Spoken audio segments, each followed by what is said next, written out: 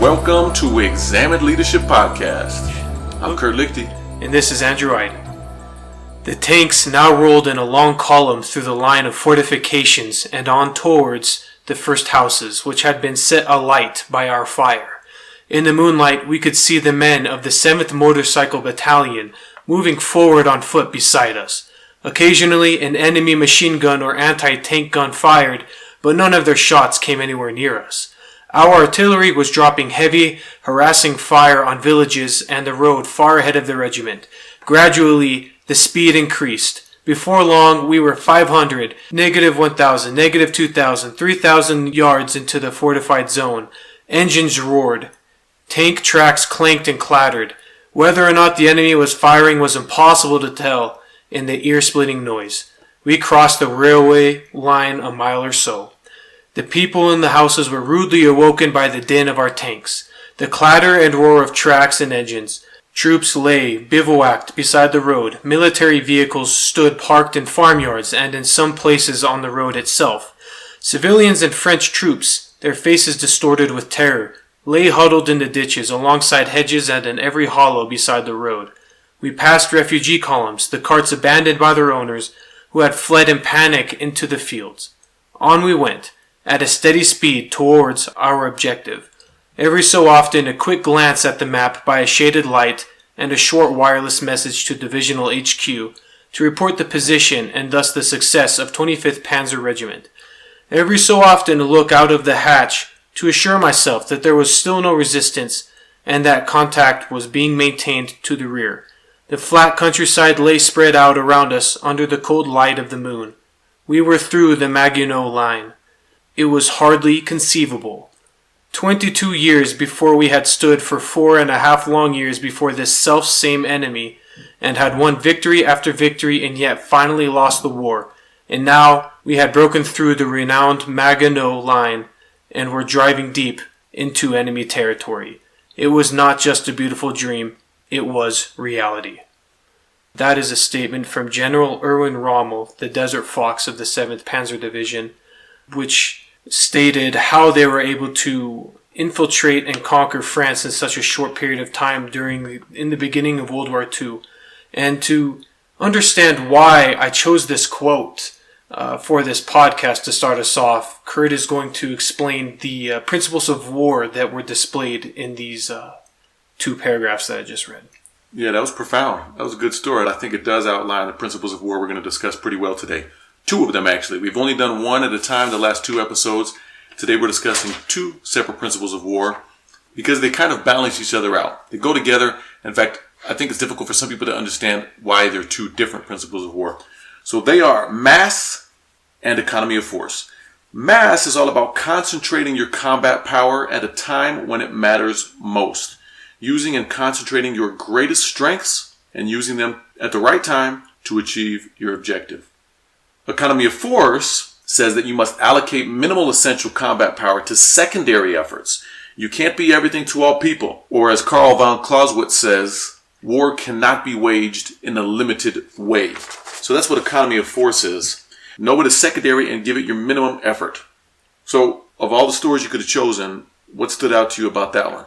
What stood out to me is that when people study mass and when they study invading countries in a very efficient manner, blitzkrieg always comes to mind. And so what is blitzkrieg? It's German for lightning war. Blitz meaning lightning, krieg meaning war. And if you pay attention to normal culture, you'll see the word blitz all over the place, which means fast. You're going to do something fast, you're going to do something aggressively.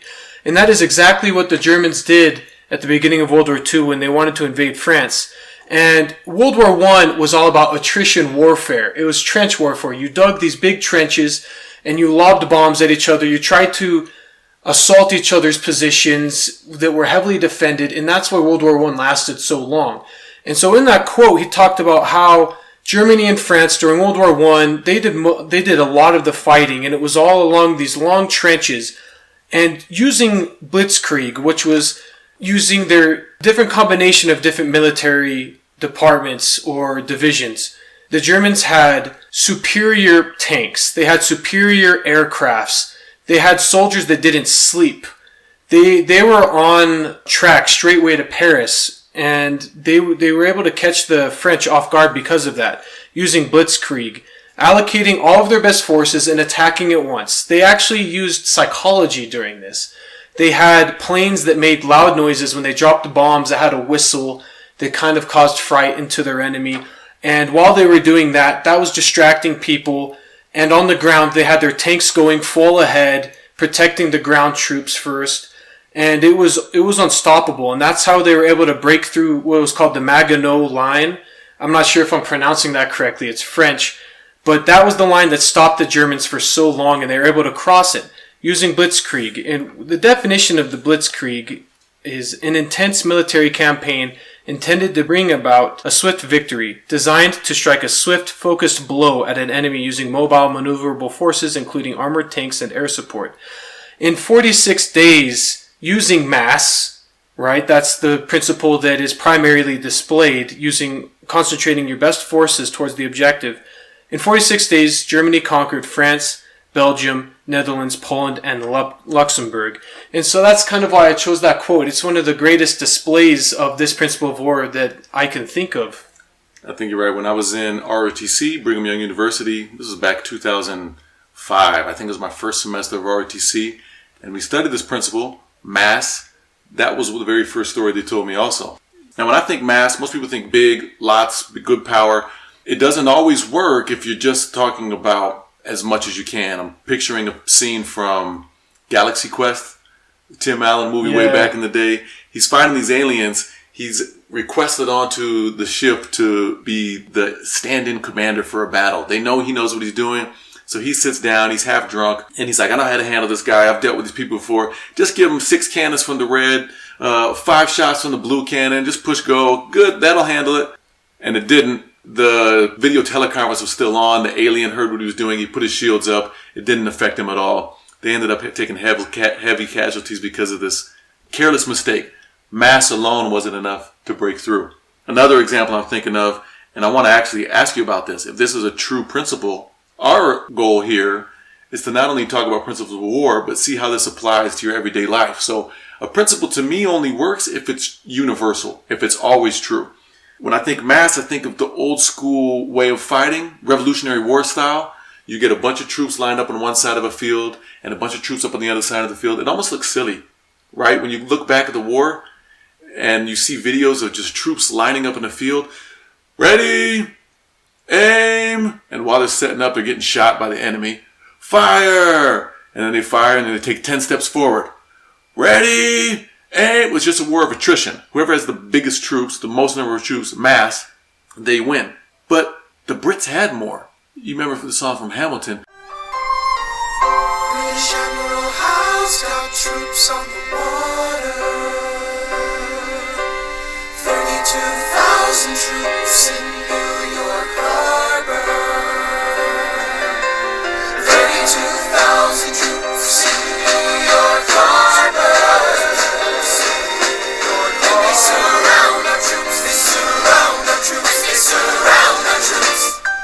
You love Hamilton. Love Hamilton.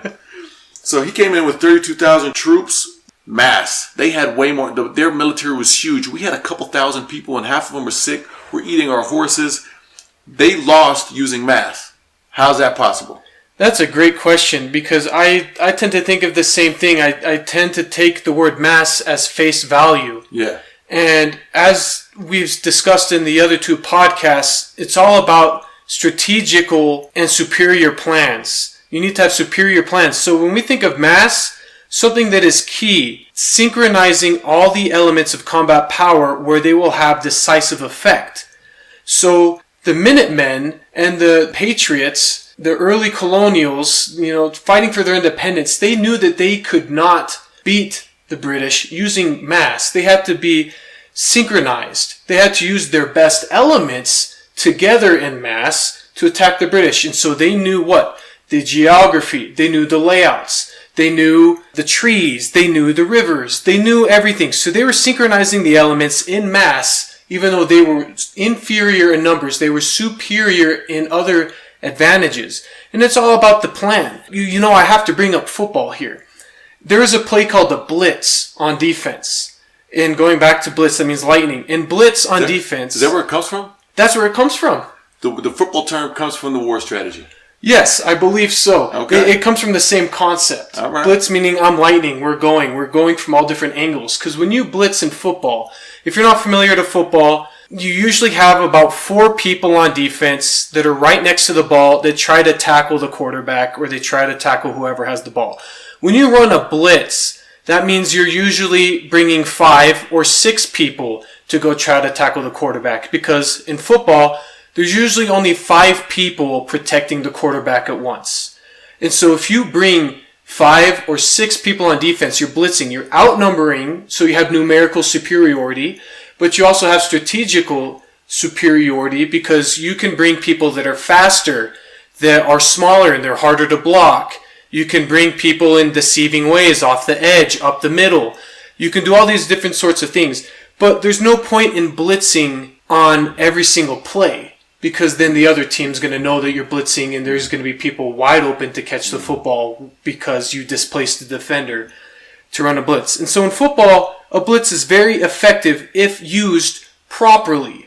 Just like the Americans fighting the British, they had to use their strategy properly, which is using and concentrating your greatest strengths, but you have to know exactly what they are. That makes sense. So the term may be misleading. It's not just mass, it's strengths. What is your strengths? What's your best strengths? You talked about even using psychology, whistles, and other things to intimidate the enemy. George Washington later in Hamilton, he's teaching Hamilton, he's saying, there's only one way for us to win this. Provoke outrage. Outright. That's right. Don't engage. Strike by night. Remain relentless till their troops take flight.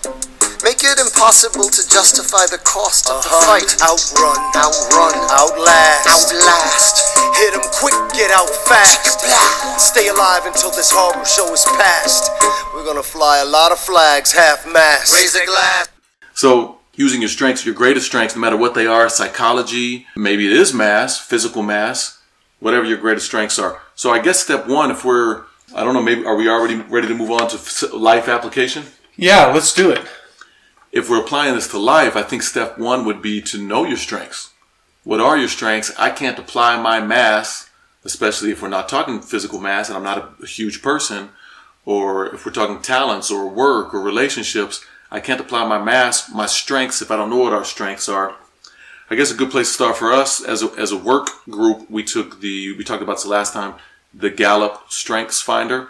My top 5 strengths, according to Gallup, were context, knowing the background, understanding the history of things. Context, achiever, I need to constantly be doing things and accomplishing, being productive. Learner, responsibility, and analytical. So those are my top 5 strengths. That might be a good place to start. I know I've got a lot of other strengths too. I think identifying maybe would be the first place to start. Definitely. And I also took my Strength Finders test. I'm not going to lie to you. I don't remember all 5 because to me a lot of them were the same. Each strength has a color to it. And I just remember I had 4 red colors. Red meaning action. I was very action based. So my number 1 was competition. Number 2 was harmony. And I don't view that as like, everyone, let's sit around in a circle and sing Kumbaya. No, harmony was, okay, if we don't, let's just pick a plan and go with it. And I don't care if it's not the plan I want. I just want harmony. I want us to be on the same page and let's move forward. Number 3 was achiever. So I got to be moving forward and I want people to be on the same page. So we at least share one of the top 5 strengths. Achiever's my number 2. And if you didn't listen to the last few episodes, Andrew knows what he's talking about. He does achieve, and he does know what he's talking about football. He's played on professional fields. He's played with some NFL teams. He's been there. He knows what he's talking about. He knows how to achieve. So number 1 is about finding your strengths, using them, understanding them, and then going full speed ahead with your strengths, right? Exactly. So tell me, how is mass different than economy of force? We talked about economy of force is allocating minimal essential combat power to secondary efforts, to not have a limited, you can't be everything to all people. Know what your secondary targets are and give minimum effort to that. Is that different than mass, or is it a complementary principle? It's a complementary principle. You can, coming from this article by the Dupuy Institute, that's called Human Factors in Warfare, Diminishing Returns in Combat, written by Sean Woodford. He says, the risk of failing to assign too few forces to a critical task is self-evident. Meaning, if you don't apply mass and you say the colonial army tried to go head toe-to-toe with the British with a third of the numbers, because that's probably what they had. I don't know the exact numbers, but I know that their army regulars was definitely probably half of what the British had. Yeah, you said a third, even less than a third. And sometimes it was a tenth. Oh my goodness. And we won. God bless America. But like I was saying, the risk of failing to assign too few forces to a critical task is self-evident, just like we were saying. But is it possible to allocate too many forces? It makes me think of the phrase, too many cooks in the kitchen. You know? So it all comes down to combat power advantage, or the strengths of the numbers that you are using to that task. And I know that most people follow the 3-to-1 rule. The 3-to-1 rule says, most often it entails a rudimentary numerical composition of numbers of troops and weapons and estimates of the influence of environmental and operational factors. An exemplar of this is the so-called 3-to-1 rule, which holds that an attacking force must achieve a 3-to-1 superiority in order to defeat a defending force. But, like we were saying, superiority doesn't always mean mass in numbers. It means power and the quality of what you are using at that point. So yes, you can allocate too many forces. You can have too many cooks in one kitchen. And it's all about the strengths of the people that are trying to perform that task. If you have 5 people trying to close one sale, but 3 of the people are absolutely useless, but 2 of the people are good, you're going to do yourself better by having those 2 people with those strengths trying to close the sale instead of sending a sales team of 5 people, but 3 of them are deadweight. That's a good example. Another example I'm thinking of is money. When there's a problem that's broken, a lot of people just want to throw more money at it. A lot of government programs, it's not working, let's allocate more money. Oh, let's throw more money. Oh, elementary schools need more money. Mass and money is not going to work. If your strategy is garbage, continuing to toss money at this isn't going to fix it. Or continuing to hire, you even chastised me this week. I said, you know what we really need is someone to do this function. We need them to record a video. I think it was our performance advocate. We've got some relationships with some boxers, Jose Bolanchi, Palmeiras, Corinthians in Brazil, and we want to use those. It's a strength. It's good brand recognition. It's good product placement to put those out there in some of these popular events. But we don't have anyone cultivating relationships. So it's, you know what, we really need to hire someone to do this, and maybe we could hire someone to do this part of this. And you're like, we already have that. The guy's just not doing his job. Hiring more people to do a job that already exists. This guy just needs to be better trained. Well, let's just get it going. And that's not applying economy of force, because we obviously don't have the person with the strength. We only need one person to do that job. Yeah. Adding another body to that job will not help if one of them is useless. Yeah. You taught me. I'm holding a book here. It's called Beating Goliath by Jeffrey Record. Why Insurgencies Win. It's interesting. It's a strange phenomenon why small insurgencies beat big groups. Revolutionary War was one example. And he outlines at least 3 reasons, narrows them down to 3 different principles: will, strategy, and type of government. We already talked about strategy. Will is a big one too. Who wants it more? You see this in fights sometimes, boxing, MMA, even basketball. Gridiron Gang. I remember Willie Weathers was telling them, guys, we can do this. We can win. And they're like, no, they're better than us. He's like, no, but it means so much more to us. It means more. The will to win, superior strategy, and the kind of government or how you're structured could make all the difference, even if you're in numbers inferior. Exactly. There's a good quote that has something to do with that. And it says here, and this is a quote from The General Principles of War by Frederick the Great, who was, during the 7 Years' War, an Austrian commander. And he said, a battle is lost less through the loss of men than through discouragement. And it makes me think about a UFC fighter named Chris Laban, and kind of what you were talking about, how insurgencies win. In the Vietnam War, we had superiority, we had tactical advantage, we had firepower, but they were trying to win a war based off of body count. And the Vietnamese, they just kept throwing more people into the lines. And that way they were able to beat the Americans through discouragement, not through loss of men, but through discouragement. And it makes me think of Chris Laban, who was a UFC fighter during the early days. he was kind of known as a zombie.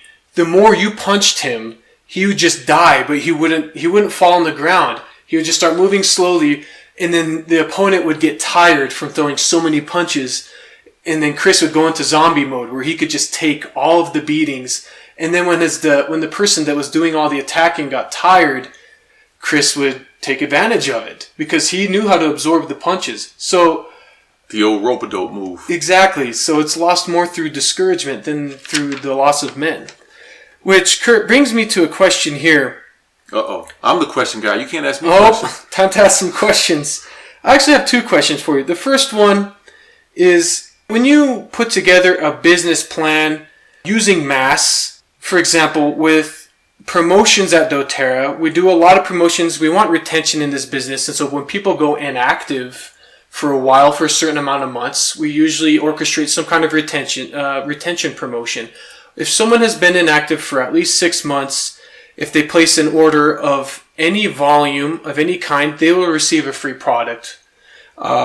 And so what we do as account management, and you're the one that actually came up with this idea, and you delegated, or you had a great idea that us as account managers, we should make customary lists of people who qualify for this promotion and send them to their leaders for them, hey, we're presenting you with a list of inactive people that qualify immediately for this. Contact these people, get them reactivated. So that's kind of a mass plan. Yeah, right? Well, already it's much more effective. Our marketing team was emailing it to the inactive members. Well, the inactive member's inactive. The inactive member's not going to reactivate himself. He's probably not even read his emails, probably unsubscribed or just deleting emails from doTERRA. So yeah, sending it to the active leader, our strength, these people are engaged. Having this list, this is a much more effective way. And we've actually, as soon as we started doing it as a team, we noticed reactivations spiking. They went way up. Exactly. So we went through sending it to the direct members, but we selected our strength, which is the leaders, because they're active, they're engaged. Now, if that doesn't work, say they contact the 100 people on that list, and those 100 people did not reactivate, maybe only 1 or 2. That's pretty discouraging, right?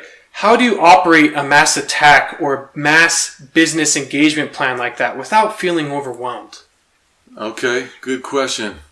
You're a faster thinker than me. I need to think this a little bit. My very first thought is I take loss pretty hard. I'd be devastated. I get pretty depressed with any big loss. So if I'm organizing a military campaign, a battle, or a big business strategy, if I'm launching a new business or a new marketing campaign, and I get 0 return, that's going to hit me pretty hard. The first thing I tell myself is being depressed or frustrated about this isn't helpful. My feelings are real, but this isn't helpful. Let me analyze my strategy. Let me look at what I'm doing wrong. Let me reassess. How do I not get overwhelmed? First of all, educating and delegating. I didn't do this task by myself. I made sure to utilize you. You don't report to me. You're not under me. But we teamed up together. We talked to all the silver account managers. We talked to PR and marketing. We just redid the way we were doing this. So I'm not going to handle this myself.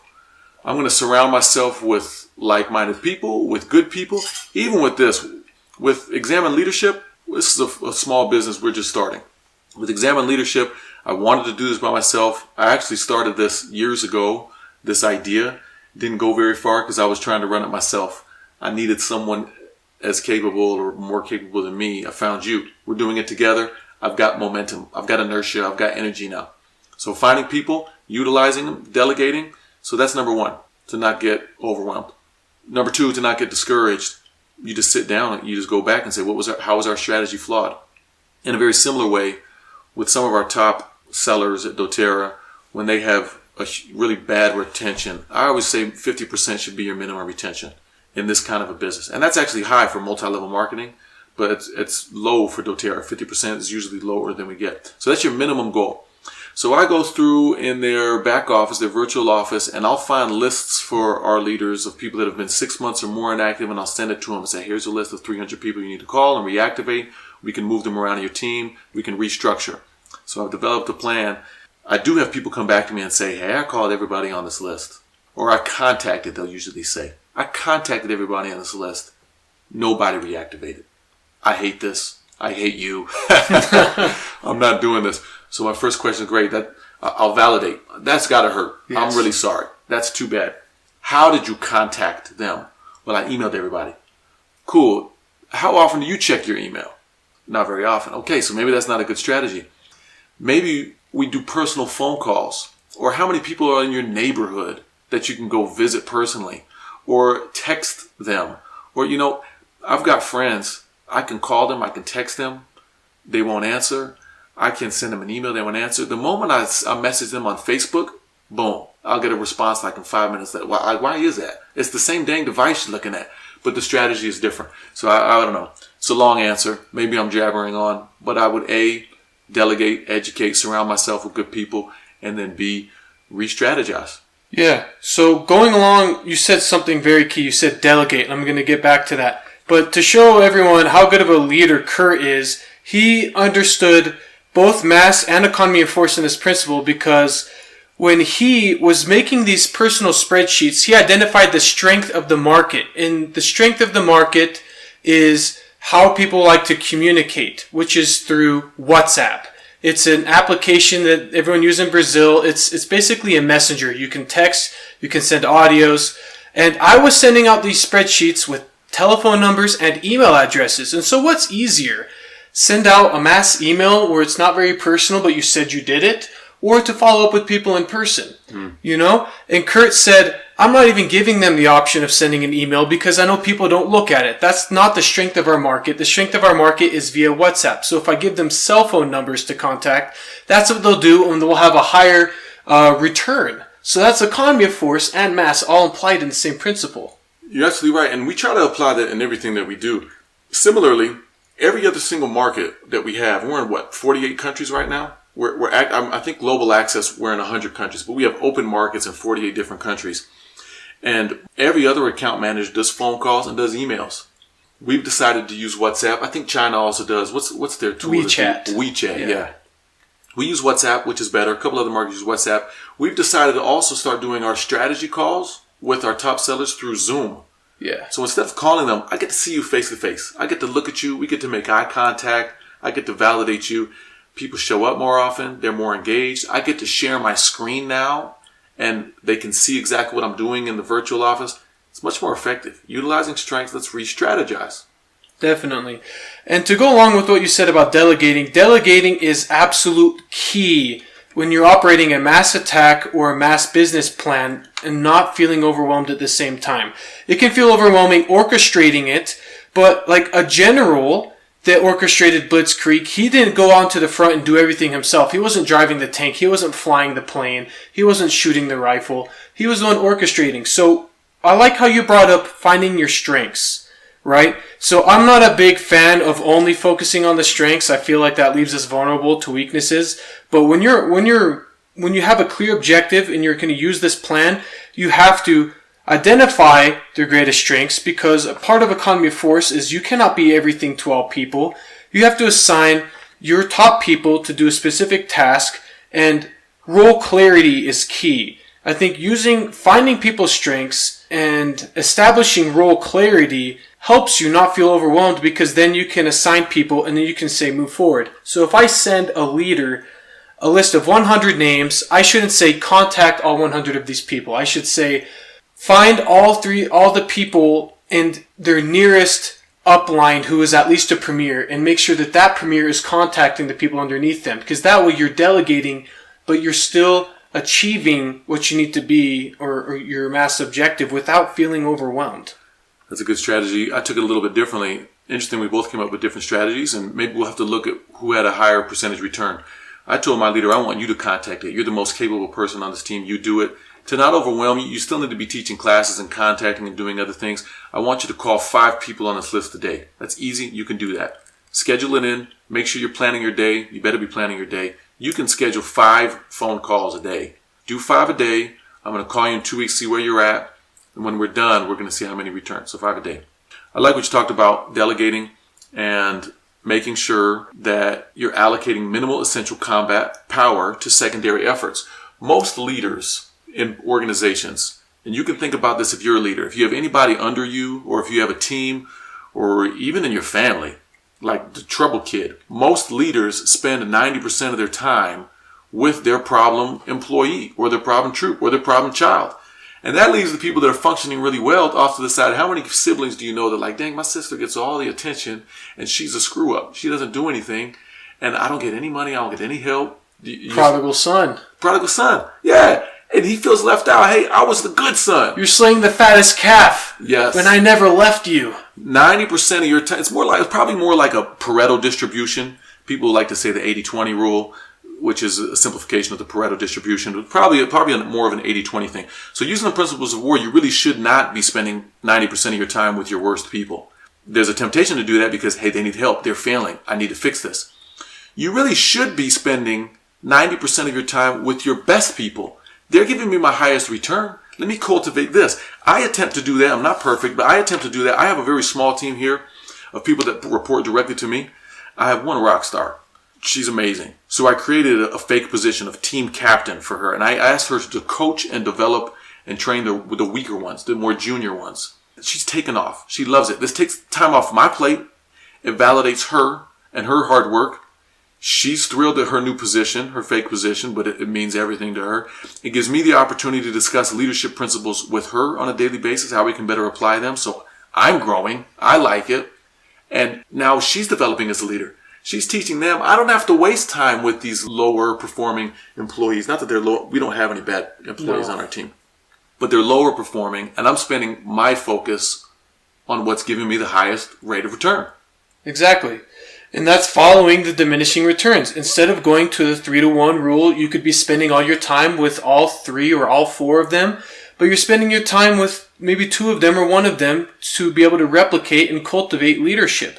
Because that's why you brought up a great question in one of our leadership trainings this week of even if someone isn't in a leadership position, why would they want to be a leader? And I loved that question because it's leaders are people who should be cultivating leadership. And so if someone isn't in a leadership position, then we need to help them get there. Yeah. And if we do everything for them, then they won't get there. So by you doing this for them, you're creating a leader. And I'm sure that when she's a supervisor, because she will be one day, she'll remember that and she'll do the same thing for you or for the people underneath her. So that is definitely focusing on what's giving back to you. And then you giving secondary or you're giving minimal effort to the secondary because you still help the others because you're their supervisor. But they're the 90%. And they're important too. You still need to validate them. I still spend time with them. You need to spend time with all your troops. As a leader, you really need to care for people. Good leaders lead. Great leaders develop other leaders. So I do spend my time developing everyone. But yeah, most of my attention is on my highest rate of return. Kind of reminds me of economy of force. My first boxing class. I remember my first boxing coach. He said, I hit pretty good. I'm doing pretty well, but I'm not utilizing all my potential. He wanted me, and I remember him touching my toes and my knees and my ribs and saying, all your power here, everything should go straight to your knuckles and come out your knuckles. Just those 2 knuckles. I remember him saying, these hurt you, these hurt them. Make sure these 2 knuckles are hitting their face. Every ounce of energy from your toes to your knees to your hips to your ribs, when you're twisting, all of it comes out of these 2 knuckles. Don't waste effort and energy, inertia, on it should all come out in one spot. We talked a little bit about that on, I think, our first episode, that Warren Buffett was telling his helicopter pilot, you got 20 goals, awesome. Make your list of goals, top things that you want to accomplish. Now ignore the top 19. All in that top 1. John Maxwell, too, I was listening to him this week. You got to read his books if you haven't. I saw one on your desk this last week, so I know you're reading John Maxwell. Great leadership teacher. He talks about people just want to feel productive and busy. People almost have a badge of honor. Man, I'm so busy. I'm so overscheduled. I'm so productive. Stop doing so many things. It's not about doing more.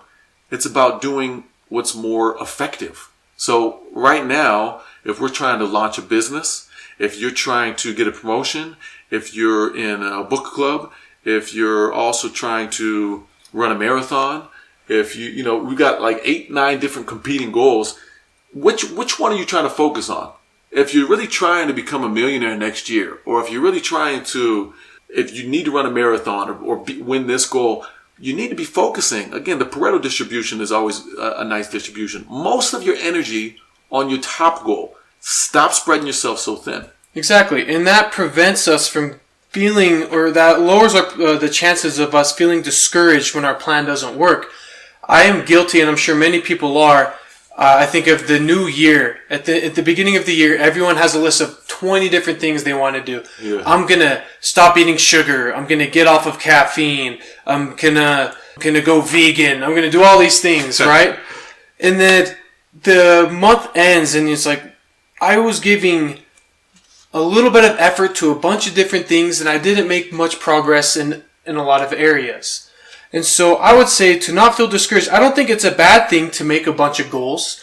I like what Warren Buffett's saying. I would say make 20 different goals, have an idea, go forward, do your best, and then you look at the top 3 that you made the most progress in. Yeah. Pick those, and then you'll realize what you need to focus on, and then you can put the rest on the back burner. And then once these 3 goals become a lifestyle, then you can go back and take the next 3 goals that were giving you back returns. Yeah, and if you're a supervisor or if you're running your own business, is there something you can delegate? Can someone run your calendar? Can someone set up your emails? Can someone schedule things for you? Can someone make your phone calls? Is there a way that you can have someone else do what you're doing? Maybe you don't have the luxury yet of hiring someone, but it's a good idea. For personal goals, let me give you a tip. Benjamin Franklin's 13 virtues. He probably had a lot more than that.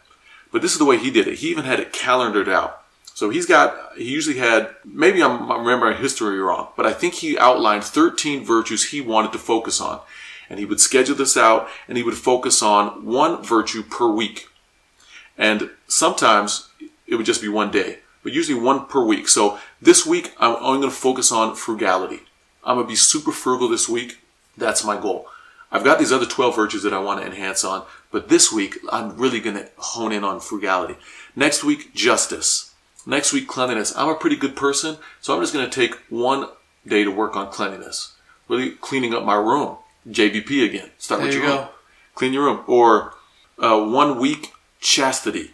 Next week, sincerity. So by just focusing, honing in on 1 virtue, and that way he can still have 13 goals, right? But for this week, what's my primary objective? What's my focus? Economy of force. Can I use my strengths in this 1 category and see the highest return this week and then move on to the next one? That might be a good way to do it.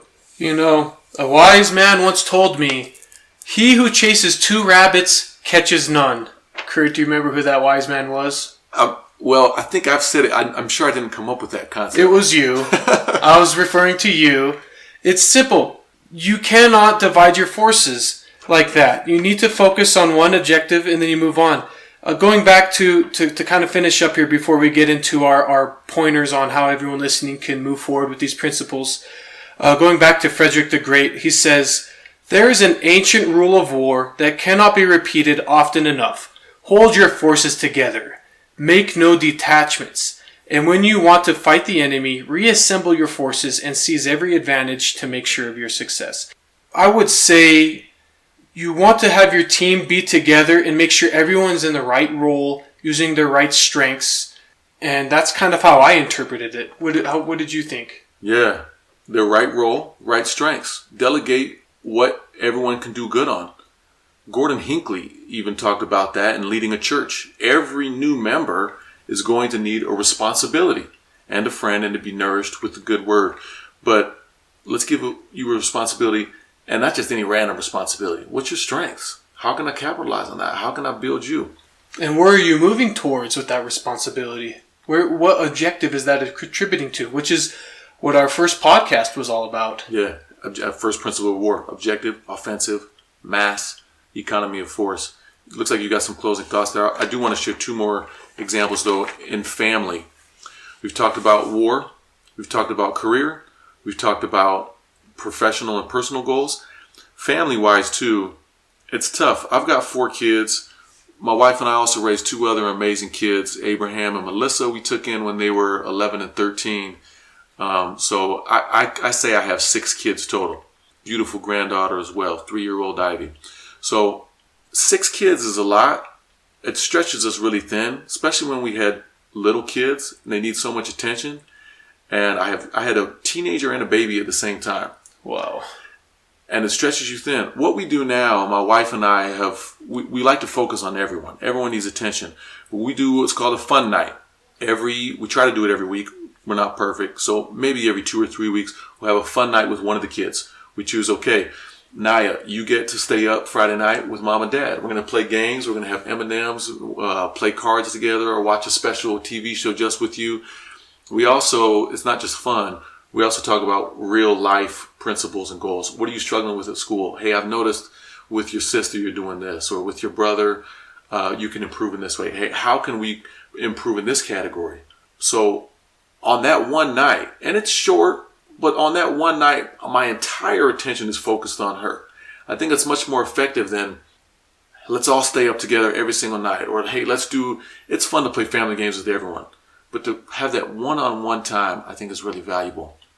I heard a talk one time, might have been in church, can't remember, about a man who really wanted to take the summer to connect with his family. So he went on these wild vacations. They went to Disneyland. They rented an RV. They went all over the place. They went and saw the Grand Canyon. They did all these fun vacations. At the end of the summer, he was so proud of himself. Sounds like a good dad. He was trying. At the end of the summer, he sat down with the son, who was a teenager, 14, 15 years old. The son, what was your favorite moment this summer? What did we do that was most impactful? And he said, that one night when me and you sat on the back porch and looked at the stars was the most impactful to me. And the dad was dumbfounded, like, of all the amazing things we did as a family, that was it? Because it was personal. It was one-on-one time. You matter. I see you. I'm stopping my day. I'm putting my phone away. I'm just going to sit with you for 15, 20 minutes and talk and look at the stars. That was the most impactful. He got the most return on his 20-minute investment with his son, his one-on-one time with his son. Wow. It helps you think about professionally. Most people tend to only remember one interaction with their boss that entire year, which is their end of the year review. Yeah. Because that is 100% talking about you and your work performance. Even if you have had a bunch of interactions throughout the year, weekly, talking about work, that one interview a year where they talk about just you and your work tends to be the most memorable. And I love that idea. I don't have any kids yet, but when I do have kids, I'm definitely going to remember that. You don't want to spread your forces thin and give a bunch of people, a bunch of your kids, good memories throughout the year. You want to give your kids one memory they can call the best periodically. And that way they'll know that they are, without a doubt, getting 100% of your attention. And that's my memory. It's funny that kids act out sometimes. And why are they acting out? Because they want attention, I just want to be acknowledged. Even in the workplace, I'm going to butcher this statistic. You know what they say about statistics, right? 90% of statistics are made up on the spot. So I just listened to this last week, though. It's from Simon Sinek's Leaders Eat Last. You can go find the statistic there if you want. Leaders Eat, a great book, by the way. Simon Sinek says, when bosses ignore their troops, their employees, over 40% of them are going to disengage altogether. They're going to stop actively engaging in the work that they should be doing. They'll be less productive. When bosses are constantly criticizing their employees, only 20% disengage altogether from their active work, which is weird. At least you see me, right? At least you acknowledge me. You're coming and chewing me out, but you know I exist. If I'm being ignored, I'm twice as likely to disengage.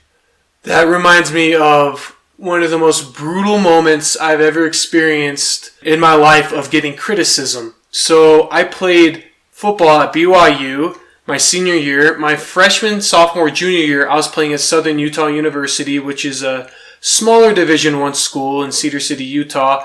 And I graduated early and was recruited to play at BYU for my senior year. And I had a lot to prove. And I won the starting position, and I played in my first game as a BYU Cougar against Arizona. And it was a close game. We won on a field goal. But I thought I played pretty well that game. I held my own. It was my first game playing at a big school like that. And I went into film the next week, and my coach was giving me the business. I was doing something wrong the whole game, apparently, that I thought I was doing right, and no one corrected me during the game. But it wasn't until film, and my coach was mocking me. He was all, "Oh, we got a Mr. Southern Utah Thunderbird doing inferior technique while in a Cougar uniform," just kind of degrading me. And after the film session, I was just full of rage. And then one of my teammates was like, "Hey, at least he saw you." Yeah. I was getting, even though it was, he's just like filter through it, get what he was trying to say to you. A lot of people are harsh on their inferiors, but you just got to filter through it because it's coming from a place. If the person wasn't engaged, if they didn't care about how you performed, he would never say nothing to you. He or she would never even acknowledge you. And that's worse. I'd rather be criticized or being told that I'm doing something wrong. At least someone sees me. When I go out without hearing anything, then I'm like, do I need to start finding reasons to start saying what I'm doing here? Yeah. Like, do I have to write a CYA letter? Yeah, exactly. I had a conversation just a couple weeks ago with this rock star employee, and I made her cry. It was an uncomfortable conversation. She thought she was killing it in a certain area, and I said, you're kind of missing it a little bit. I thought I was pretty gentle, but it ended up making her pretty emotional. She was grateful, though. The next day, she fixed it. She said, I didn't realize. Now I'm more effective. Thank you. So to finish the thought, it was something like 40% totally disengaged if they're ignored, 20% disengaged even if they're being criticized, but only 2% of employees will disengage completely from their work if they're being praised, if they're being acknowledged. So very few people. You sent me a statistic yesterday or earlier this week from Gallup. According to Gallup, the number one engagement driver is appreciation. And Gallup says that 83% of workers are disengaged. There's the Pareto distribution again. 83%, so only 17% of your people are actually working.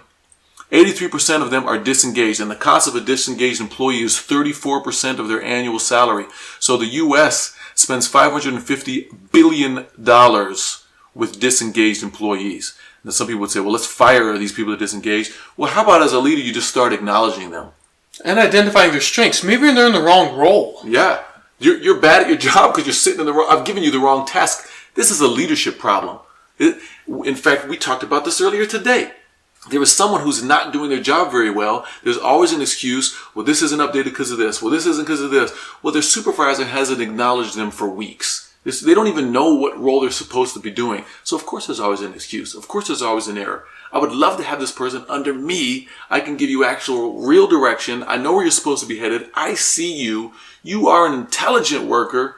I'd love to just train you and harness your skills. But right now you're floundering because there's zero engagement from your boss. Exactly. People that tend to come up with excuses and justifications for their actions tend to feel they have a lack of satisfaction in their work. Yeah. And they don't feel like they have much instruction. So people that, if you're talking to someone and they're constantly giving you excuses, that means that they're not satisfied, which means that they do need more. They need more orientation. They need more direction. Not necessarily always more positive reinforcement. They need direction because if someone knows the direction they're on and they know that they're working towards a task, they'll have what's called intrinsic motivation. They know that what they're doing is going towards a cause, and that becomes more important to them than a slap on the back from their supervisor. Yeah, but if you're ignored, you talked about Lieutenant Dyke last time. I got to go take a phone call. Where the heck is Lieutenant Dyke? Do you even see me? Do you know I exist? Make a decision. Yeah. As a leader, as a parent, see your people, recognize them, spend some time. As a problem to be attacked or a job that you're needing done, concentrate your firepower on that one job. Don't be spread too thin. Those are my applications. Any closing thoughts here, Andrew? That's great. Don't be spread too thin. And the way you can do that is by getting to know the strengths of your people, making sure they are in the right role and that they will perform that task properly. If they are not trained well, if they are constantly messing up, they need to be trained or they need to be placed in the right role. We don't add more people to their role to hope that it fits, because then you can get allocation of too many forces, right? And then that can be very discouraging. And to prevent discouragement, learn from wherever. If you launch a business plan, or like I call it, the mass attack, and you only get back a couple of achievements or only a couple of your objectives are fulfilled and the majority of them fail, analyze what's working. Mm-hmm. Why did those work? Mm-hmm. Focus on those until step by step. A lot of times we cast a wide net and we expect a bounty of fish to come back to us. No, you got back a couple lobsters, a couple crabs, a couple fish. Figure out why, and then move forward from there. And once you've achieved those smaller tasks, then you can move on to the next. Focus on what's working and then what needs to get better. Perfect. So again, this is Examined Leadership. We want you to look deeper, be better. I hope this helped. We'll see you next time. Signing off.